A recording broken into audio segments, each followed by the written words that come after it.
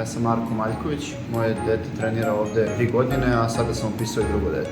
Iskreno oduševio sam se kada sam došao prvi put, zato što sam pre svega video da je sve čisto, uredno, da se vodi računa o svemu, da imamo televizore na kojima možemo da posmatramo sve vreme trening, tako da eto taj prvi utisak, kontakt trenera sa nama, a kasnije sa decom i tako dalje me baš onako kupilo. Danilo je po mom mišljenju fantastičan trener, mnogo stvari utiče na tu sliku, prevashodno na odnosu sa decom, koju vidi se da ih voli. Ima neki urođen autoritet, tako da deca, pored toga što ga vole, poprilično ga poštuju.